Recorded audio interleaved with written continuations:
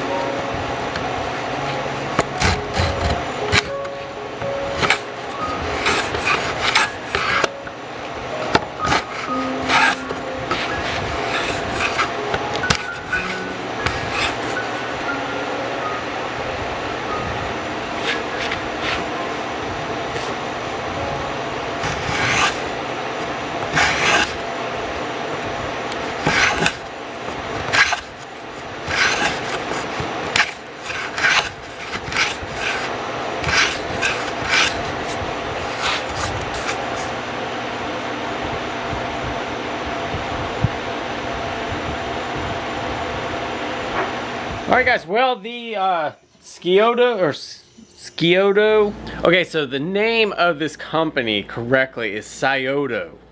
Scioto is off the Scioto River out of Ohio, and that's where they came up with the name.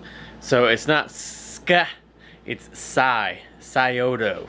So I will never pronounce that company wrong ever again. This is all finished up. You guys can see it turned out great, and it worked really well.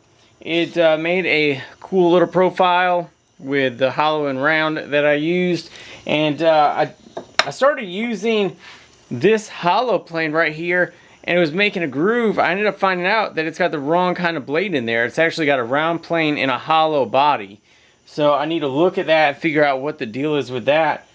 But to begin with, for this profile, I went ahead and used a rabbet plane, and just nothing was planned, nothing was laid out or anything like that. So I was pretty much just going by whatever I had. And so I used a fairly big, the round plane is showing that is a number 16, I think.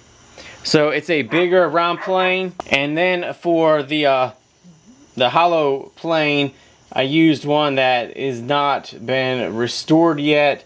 It's all still rusty, so it didn't cut very well anyway. And this one is a number 10. So hollows and rounds, you can make whatever kind of profiles you want as long as you have your layout. And there's awesome books on that by Lost Art Press. They have a good molding plane book. But just played around with it, got a cool little profile on some junk wood. But the real object of the night was to get this hand plane refinished, and I did that, and it works well. So happy with it. Thank you guys for watching. Hope you guys enjoyed this quick little video, and we'll see you guys on the next one.